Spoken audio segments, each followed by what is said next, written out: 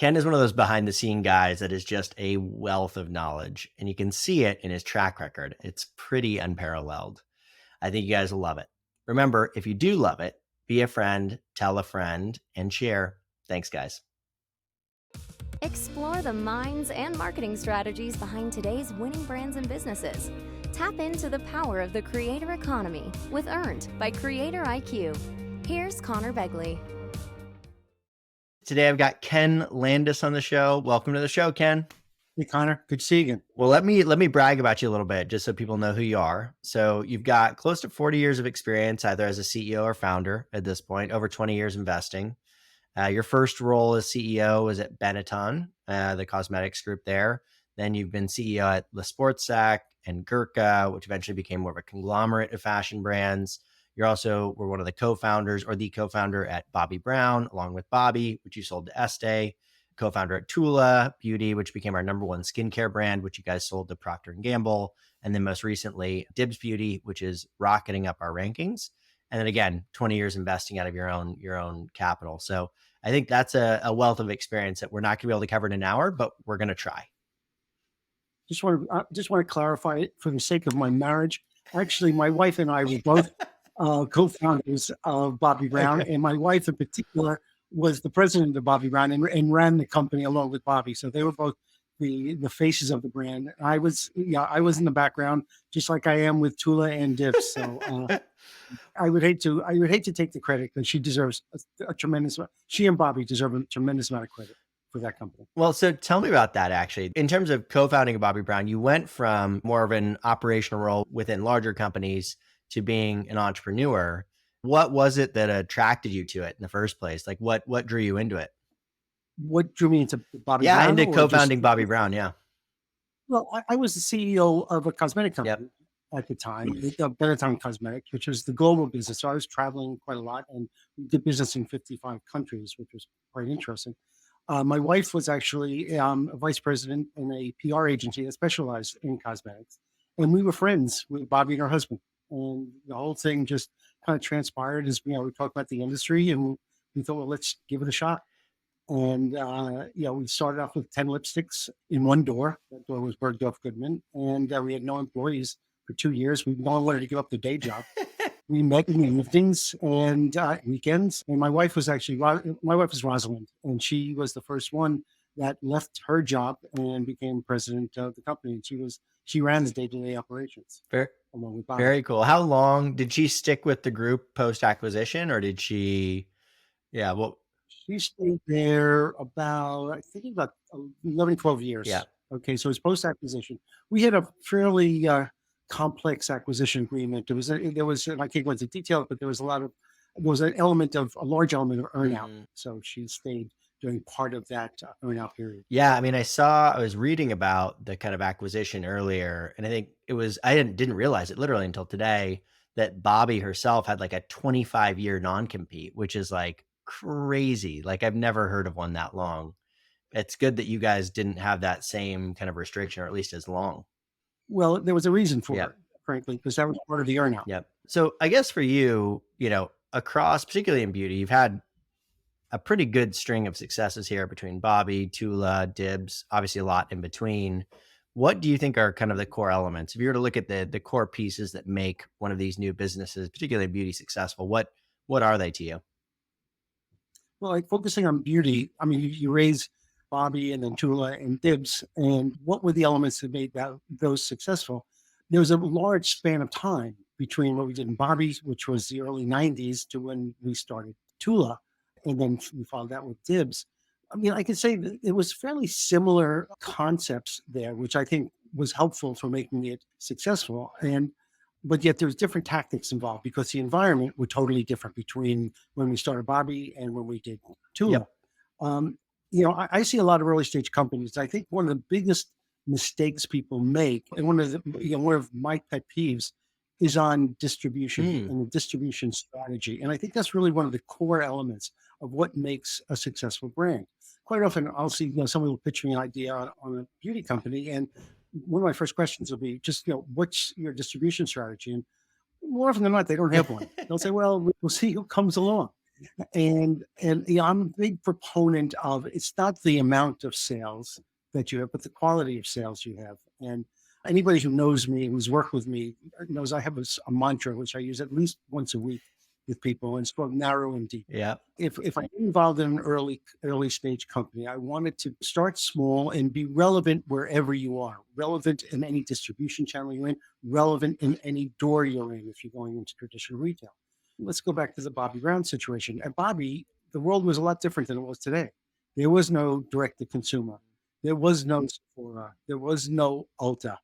There was a very, very dark demarcation line between the specialty stores and the department stores, and then the department stores and a J.C. Penney or a Kohl's. You had to really understand what your distribution was.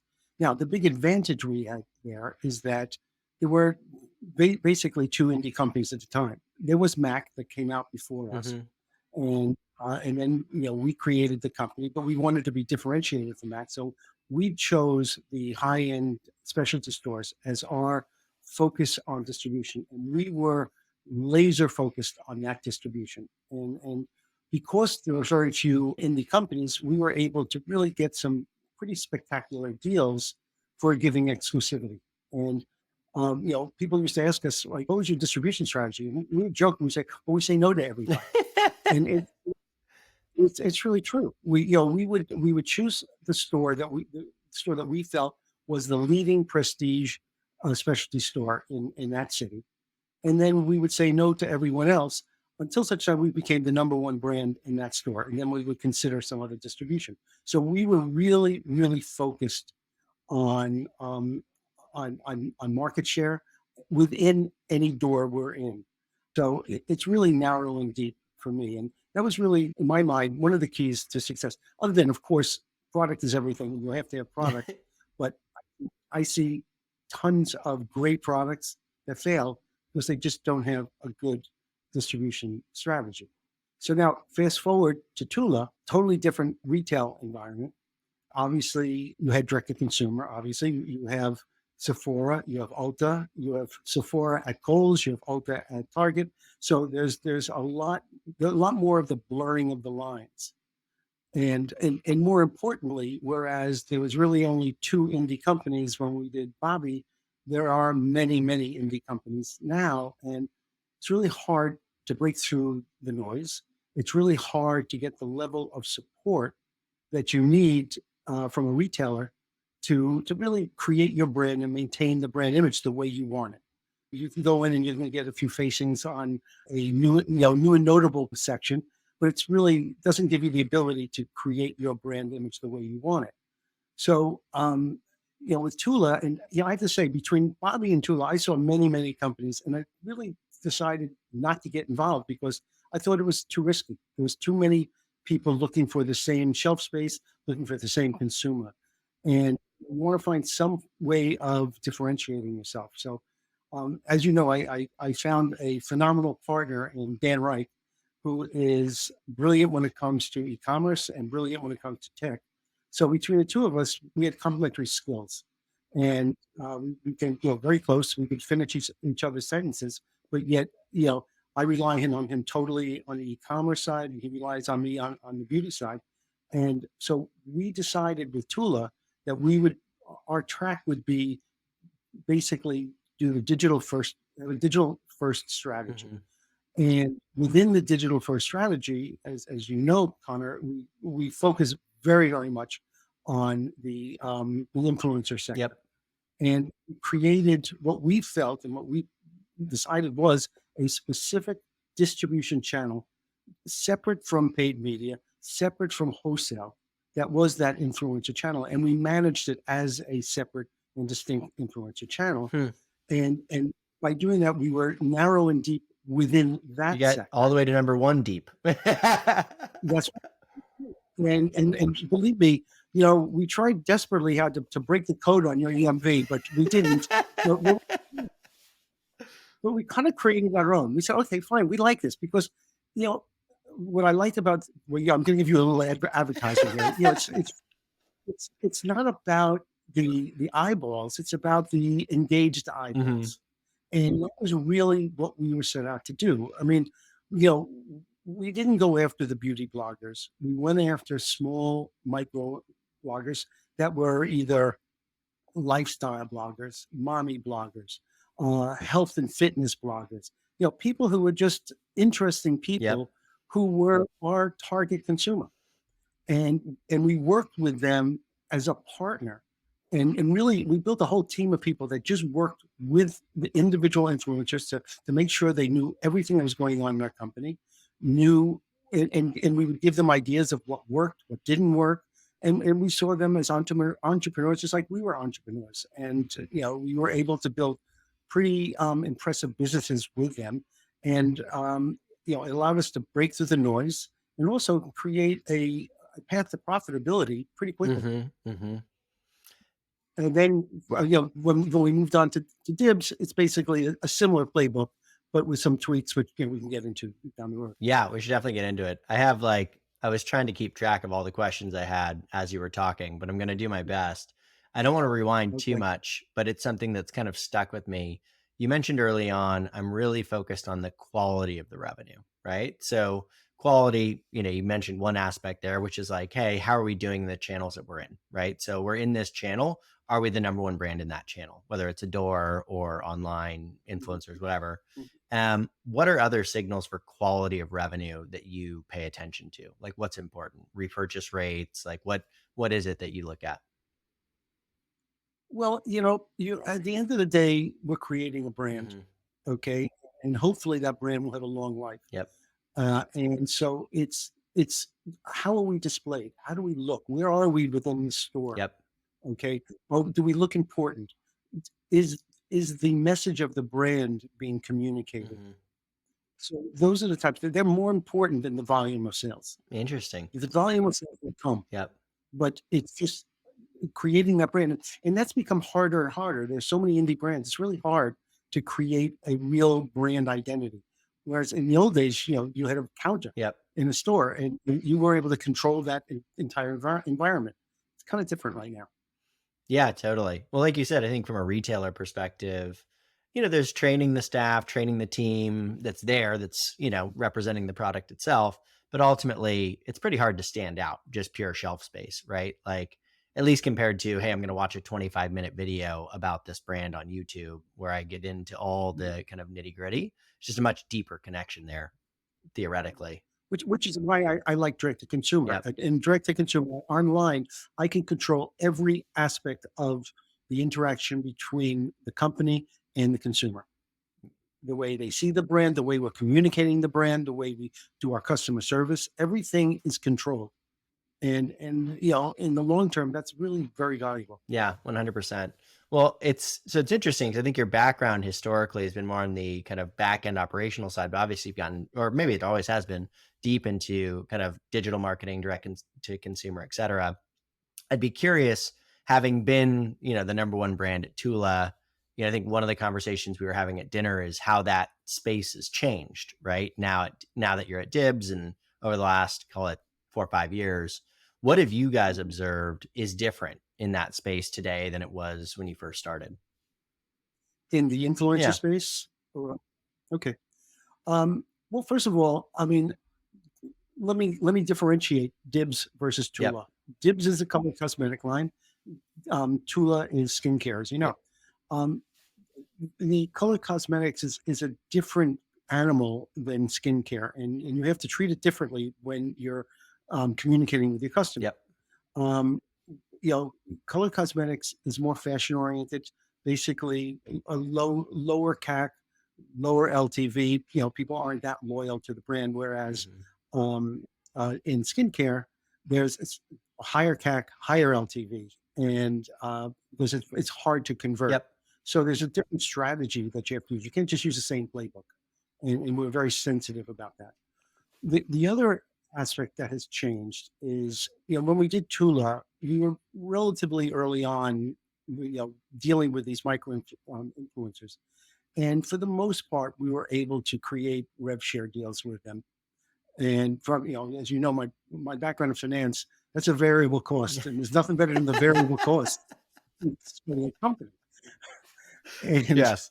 Well, so I love that. And, so, but over time, a lot of the influencers and a lot of the better influencers, woke up and said, okay, we like this rev share, but we want to pay to play, or we want to retain our plus a rev share.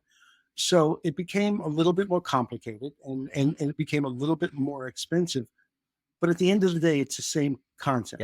Yep. Whether you're paying on a pay to play basis or you whether paying on a rev share basis, you're gonna look at the ROAS and say, okay, is this a ROAS that I'm comfortable with? You may not know it after the first shot, but over time, we will analyze that, we will keep track of it, and we want them to know, say, look, this is what we expect of you. If you maintain this, we'll do anything you want. Yep. Okay, but this is what we expect. And we, again, we try to partner that they need to understand we're not just going to write big checks to people if they're not going to perform and if they're not going to ring the register the way they should. Yep. So it's become a little harder for us to keep track, but it's just still the same playbook of working with influencers and really making teaching them to be our partners and to be entrepreneurs like us. Yeah, that makes sense. One of the things I'd be curious about there in terms of how you factor it in, and it's something that we think about a lot, right? Is, this concept of organic coverage, right? Because if you look at all the content about Tula or about DIBS, 90% of it's going to be organic, right? And I think one of the underrated elements of saying, like, hey, we've got this person, they're a big supporter of the brand, they're now being cut into that, right? And from a monetary perspective, is they go, oh, wow, I'm supporting Tula, and now Tula's helping support me, right? Like I'm making a bunch of money off of that. And so that message spreads very quickly. We're like, oh, if you talk about Tula, you may get the opportunity to be a partner where you can actually make a lot of money, right? How did you think about that interplay between kind of paid relationships and organic coverage? Or did you guys get that deep in terms of your thinking? No, we just felt if we got the word out, we just send product out to a lot of different Yep. influencers, and we didn't ask for anything. Yep. If and we said to them, if you like it, give us a call and let's talk. If you don't like it, give it to a friend. Yeah. So if they did like it, we really, we were very serious about building the business with them and trying to teach them how to be entrepreneurs. And many of them we started very, very early on. Over 50% of our sales were directly related to the influencer channel. So it was a Crazy. big element. You got a big smile on your I face. mean, You it's like that, a don't it's you? a big deal, right? And that's probably of what you can track. There's probably more that's happening offline, right? Because like the thing I think a lot about is who follows a makeup artist online, who follows a skincare influencer online. It's somebody that's really into the category, right? Like there's somebody that is disproportionately interested in that. And so there's all these offline effects that occur as well, where it's like my wife likes to run, so she follows Hungry Runner Girl, the blogger, and when her friends need advice on running gear, they ask her because she's the big runner, right? So you have this same kind of offline dynamic that's even more difficult to capture. So if you're attributing 50% of it, I'd estimate that's a minimum, right? Which is wild. It is interesting you say that because what we discovered is a lot of the sales from influencers, they were buying it at Ulta or Yeah, requesting it at exactly. Ulta. Exactly. And talking about what's the best way of negotiating a retail deal is when customers start asking for you when they go into the Yep. stores. So they pay attention to that.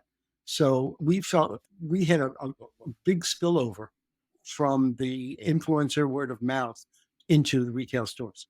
Remember, we entered Ulta, which we chose Ulta as our partner. We gave them an exclusive. They were very, very supportive.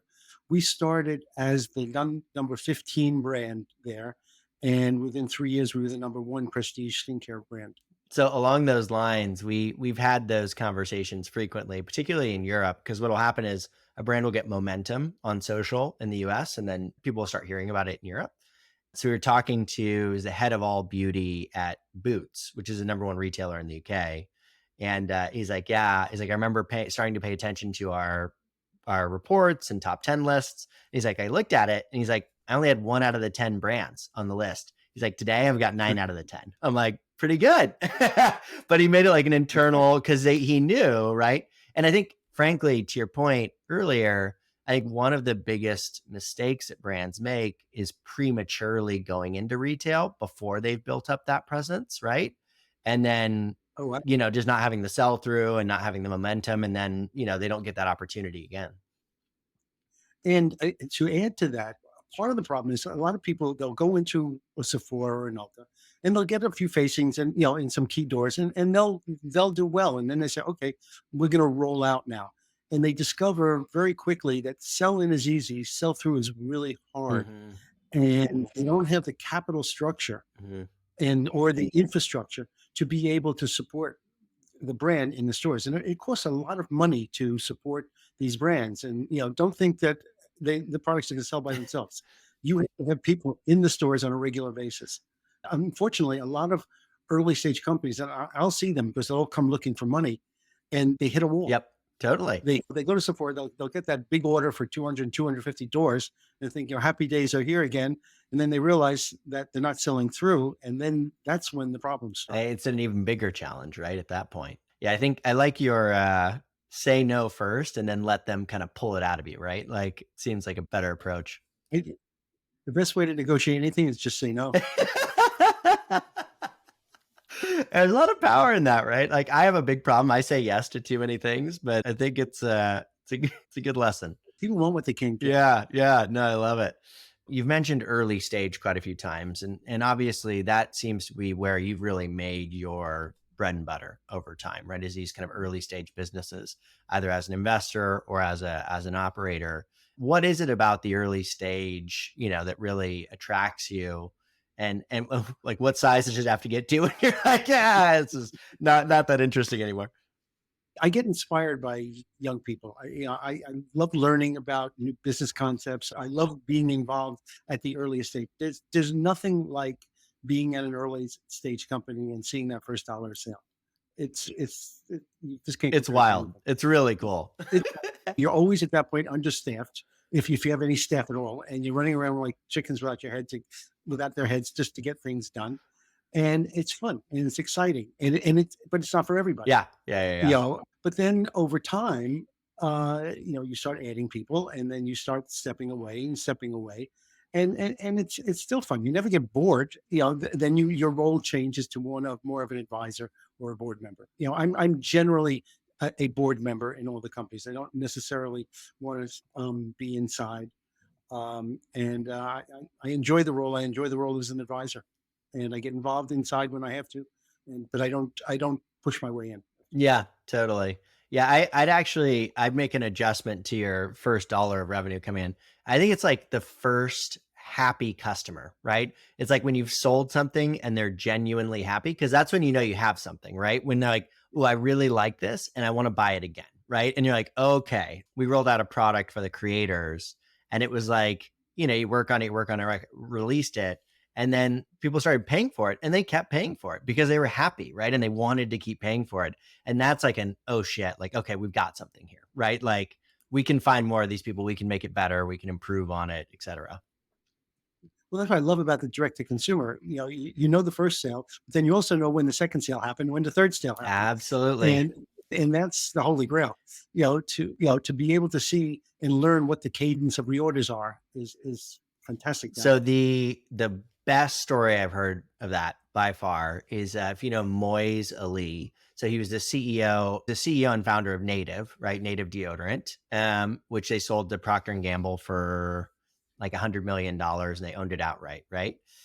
In like within a few years of launching. And the thing they did that was just fantastic, using that same direct to consumer model that you're talking about, was they released, so they had about a 20% repurchase rate. And they were like, okay, we have to work on this, have to get it better. And so they released 24 different formulations over an 18-month period, and they would side by side test it, right? So they'd make very small tweaks to the formula, release it, and then see which one would get the higher repurchase rates, right? And then they kind of, worked their way up over time using that to about a 40% repurchase rate. And that was at the time of the acquisition, which I think got even better since then, right? But he's like, if I'm putting $1 of marketing in, now I'm getting twice as much out of it, right? Or more, depending upon how you calculate the LTV. So yeah, it was a really cool story. I loved that one. So let's talk about investing a little bit. So obviously, let's put kind of beauty to the side for the moment. You made a bunch of investments across a bunch of different companies since 2000, right? So almost call it 20 to 25 years so far. What are the patterns you've seen across those businesses that have been successful? You talked a little bit about, the retail strategy and being number one in the doors that you're in or in the channels that you're in. What are the other patterns? Like, are there any patterns across the founders and teams? Any patterns across categories? Anything you avoid now that you used to put money into in the past? I'm very focused and very disciplined on the types of deals I will even look at. Yep. So I generally look at companies that are not capital intensive. I don't want to be, rounds and rounds and rounds of financing. I look I look for companies in consumer products, at least, where there's high margins Hmm. and potentially a reasonable exit. Now, as you know, I also do some tech investments, and although I certainly don't consider myself a tech person, I get involved in some SaaS platforms. Hmm. But there's a common denominator between all of them, and for the most part, it's where I see a problem in an industry and a pain point in a company, and how can they use technology to eliminate that pain point? Hmm. Hmm. And I'll give you several advantages. Like sticking with the beauty category, a company that I helped to co-found is a company called All Work. Okay. One of the biggest challenges in the cosmetic industry, and especially in the prestige sector, where you have to bring beauty advisors into the store, is they're all freelancers, Mm. and you have to staff this up throughout the whole country. And it's a challenge of finding these people, of scheduling these people, training these people, evaluating these people, making sure they actually even show up. And coming from the industry, that was always like an incredible challenge because you never knew what you were spending and you never knew how effective it was. I remember I'd have like there'd be a scrap of paper on somebody's desk saying, "Hey, Mary Joe, 4 hours of $15." So what All Work does is All Work is a platform. It started out in the beauty sector. Yep. It's a platform that basically allows brands to recruit, train, schedule. Then we have an app we could demonstrate that they showed up at the Yeah. store, and we pay it. So we take that entire problem area, including paying, which is a real issue, because you're having all these freelancers. So we take it off their books, and basically they're on our platform managing the whole process. It's done very well. And we now have expanded that into all freelancers, in any business. So it's an example of you take a problem area, okay, and you use technology to make it better. Hmm. Another situation is you may have heard of it. It's done quite well. It's called Jour. Yep. Jour is a marketplace connecting brands with their retailers, but all over the world. Yep. And running a company before this was always a problem. I remember I was running a cosmetic company. This is when I was at Benetton, and I get some requests for some small little shop in Abu Dhabi. I do we want to sell? Do we not want to sell? Yeah. So this just allows you to basically know who you're dealing with, what other brands are dealing with any one of these stores, and it's not only independent boutiques; it's also large department stores as well. And that company now has offices all over the world and has over $20 billion of GMP flowing through every year. Yeah. So now I wasn't a founder of that company, but I was the first investor in it. Yeah, they're So actually so a th- sister company of that was- ours. We have a common investor with them. So they're killing it. They've done a great job. and so those are the types of things, and that I like to do. Then I did I took Jour, the concept of Jour, and we created Jour for cannabis. So in cannabis, we have a marketplace which basically connects the manufacturers, the growers of cannabis, to the dispensaries throughout on a state by state basis. But obviously, you can't cross borders. Yeah, how does that was actually one of the observations I had about your portfolio as I was looking at it. There's a few more cannabis companies in there than I expected. What drew you to that industry? What was it about? Up in the '60s, what do you think? Yeah, what's been your Uh, observation? Have they been good investments? Has it worked out? What are the challenges? I haven't spent a lot of time looking at it. I mean, I'm in California, I'm around it a lot, but I think a lot of people expected it to go legal once Biden got in, and as he said it was going to go legal, and it's been kind of like it's deflated the market a little bit because it hasn't happened. But I do believe in them. I do believe in the industry. I think there's a real place for it, and not just from a recreational point of view.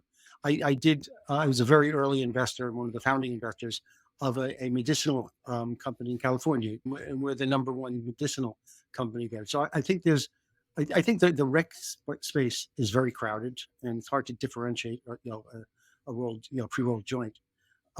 So I think there's a lot of room in the medicinal side, Yep. and the vision is that the big guys really can't get involved right now. The big major companies. So if you can create a brand that has a national footprint and is aware nationally, when things do become legal, there should be a relatively easy exit. I mean, it's a fascinating space right now, generally. And I can say from personal observation, I've got a lot of family members, I won't name them, but that I would have never expected to participate recreationally that do now, right? As an alternative to having a glass of wine or to going out to drink. And actually, if you look at the data over the last, it's like 5 or 6 years, the percentage of young people drinking has dropped dramatically. And I don't know if that's cultural, like, people just kind of moving away from it, or if it's finding alternatives like recreational cannabis, right? I remember my grandpa saying it, which I wouldn't have expected it. He's like, you can do a lot more damage with the bottle of Jim Beam than you can with a joint, was what he said. That is very true. I'm also actually a big fan of CBD. Yeah. Which I don't think is the next coming, but I do think from a pain relief and a relaxing point of view and a sleep point of view, I think it's very relevant. Yeah, 100%. The other one that was interesting, only because it looks like it's been quite successful, was artsy. I don't know why. That's just a personal, and I was just curious myself. What is it that just looks, and it looks different than the other investments in some ways? Okay. Well, the only reason it's different, Connor, is because it was later stage. Gotcha. I did not get involved in that company early on. I got in later stage, but remember what I was talking about earlier. It's the same, taking an inefficient industry and make it more efficient. My wife and I are avid collectors of art. We love it. And I've always said, every time my wife wants to buy a new piece, I said, I'd love to buy it, but I'd love to sell some of the things we have so we can at least put it up on the wall someplace. So when I met with the founder of Artsy, I said that, I said, I would buy more art if I could sell some of the crap I have.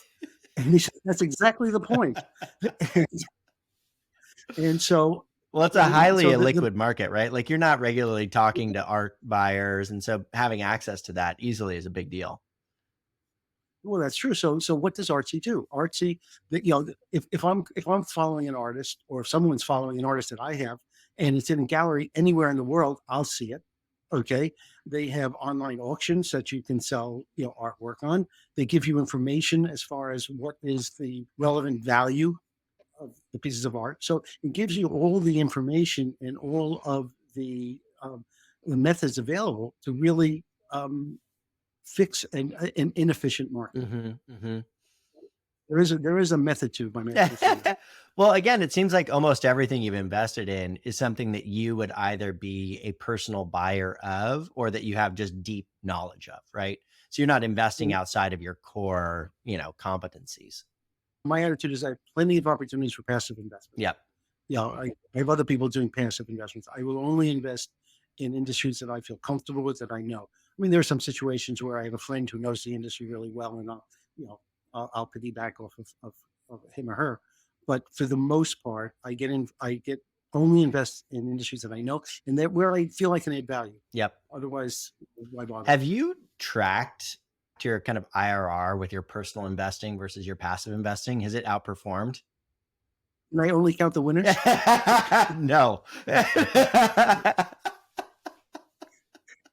You can't. I am playing with house money. I have not computed my IRR, but I'm certainly playing with house money. Okay, let's talk a little bit about leadership, right? So you've been a CEO at different times for a long time. Obviously, you're spending a lot more time as a board member now, not necessarily as an operator. Tons of time as a co-founder, early stage. When you think about kind of leadership, what have been some of your observations there? Like, what have you seen in terms of, or even just your own personal philosophy in terms of being a leader? Right. Well, from sitting on a board, a well-respected VC once told me, he was on a board with me. He said, the only role for a board member is to hire and fire a CEO. Don't really get into too many other things. Hmm. And he's actually right. Um, I think a board member has to be available 24/7 for advice, Yep. has to be available to be there at a turn on a dime and be at the company if need be. But a board member should not be getting into the weeds Hmm. of the company, okay, unless there's a problem. Now, with early stage companies, you have to be more involved. Okay, there's evolutions of early stage companies. At first, you're involved in everything, and then you start stepping away. One of the key things that I focus on when I'm in this early stage company, and I know we're understaffed, is you look for burnout and you look for, again, I can see in people's eyes. Hmm. If I walk around an office, when there were offices, it's a little bit harder when it's doing by the way. Yeah. And I can see when somebody's burnt or somebody's stressed or somebody's not happy. I can also see when somebody doesn't have that much to do. Yeah. It's really important to have that, emotional quota, the EQ, to be able to really go to somebody and say, "How you doing? And is everything all right? And are you getting the support you need?" And I really try to do that, in every company I'm involved Yeah, no, that's a big deal. I think one of the things I've observed that I think is, I don't know, interesting is, met a lot of CEOs, met a lot of kind of exec leaders, particularly like leaders of the company. And you find that they basically come from one of three disciplines, either finance background, sales, which is actually, I hear, the most common path to being a CEO, or you're a creative, in. right? You're Bobbi Brown herself and you Right. become CEO. And in the case of software companies, you're like the lead engineer, basically, right? So, which oddly enough, I find that creative people and engineers are very similar in terms of just who they are. But so what I'm curious about is, outside of the tactical skills, right? You know how to deploy capital, or I guess that may be one thing you want to talk about. What is it about kind of a finance background that you think set you up for success? Is that something you'd advise somebody else if they wanted to follow your same path, to kind of go that route? Or, how do you think about that? Well, I'm coming from a finance background, but I did, I was a CEO of the company, so I was involved in marketing. So it is. I'm not looking at purely from a finance Yep. lens. I kind of always fall back on my finance lens, and from that point of view, as I said earlier, I look for companies that are not capital intensive. Hmm. Hmm. I look is what I could see early on if there's going to be something there. I don't want to throw good money after bad. Yep. So I'm always conscious of, how much money will it take to get to a certain level of traction, and to be disciplined about that. If it doesn't get there, unless I have a really good excuse why it didn't get there, I'm tempted to just pull the plug, Yep. Yep. because and that's the benefit of consumer products. It doesn't really cost you a lot to see what you have. Yeah. You can figure it Yeah. out pretty quickly and pretty cheaply. Right. And also, especially in the cosmetics industry, coming from finance, there's a clear exit strategy now. Hmm. I mean, the industry has changed dramatically in the last 20 years, whereby, you don't, basically, you don't see the major companies launching their own brands that much. Yep. Sit back and see which indie companies are bubbling up to the top, and they'll buy them and just put it through their distribution, Yep. and it's a win-win for everybody. So, there's so I look for a clear exit. And also, I have to say, as a finance guy, I love numbers. I'm a numbers geek, and my wife hates when I say that, but I am. And I love sitting into these data meetings where we're analyzing ROAS down to the nth degree, and LTV, and I can't really contribute that much to it because it's over my head. But I just love looking at the numbers, and just for me, the numbers, when you have the type of data that you get through direct to consumer, it de-risks a launch dramatically. And as a finance person, I'm always looking for, how can I de-risk something? Yeah. And you could see how profitable. It's not like you're throwing a lot of advertising against the wall to see what sticks. You see what the impact is, and I find that very, very refreshing, and That's what keeps me going. Yeah, I mean, that's I think one of the best parts about the kind of direct to consumer model at the beginning is you get such immediate feedback loops, right? You know very quickly, right? Like repurchase rates, what's working, what's not working, versus you hand it off to a retailer, you don't really know, right? You don't really have that same connection to it or the same speed in terms of understanding it, as well as the level of depth of data. I too, having been a co-founder of a company that basically does only data, also am a what you call a data nerd. So that's I geek out on it too. Well, let's do one fun end of show question. I'm curious. So you're a big art collector. Who is your favorite current artist? Like the one you're most interested in today, as well as what's your favorite piece of art that you own? Well, we are looking for a specific piece of art. We just we have a place in London. Okay. We spend several months a year there. So there's a spot that we're looking for a piece of artwork in. So I'm going to defer to my wife, who she actually, I have to say, she's more of the protagonist when it comes to the art collection. Okay. And we've determined there's an artist called Pierre Solange that she is dying to find a piece of his that will fit in this spot. Unfortunately, it's pretty expensive. So that's exciting. What piece of art we have? We have a lot. They're all like slogans. There's not one. Can't pick one. Yeah. I mean, we have a Robert Motherwell in our foyer here in the city that I always like looking at when I walk past it. Yeah, there you go. Well, you are certainly. I am a beyond a novice when it comes to the art world, so I will take your word on it. But I really appreciate you taking out the time today, Ken. I think we've now had the whole Tula crew on here, which is a good crew to have on. And congrats again on everything you've achieved. Super impressive, and I think I'm glad that we got to be your first podcast. All right. Well, hope I passed the test. And more than pass the test. This was awesome. Great talking to you. Be a friend, tell a friend, and subscribe. Earned by Creator IQ. Creator IQ is your all-in-one solution to grow, manage, scale, and measure your influencer marketing program. Ready to unlock the power of the creator economy? Get started with a demo today at creatoriq.com.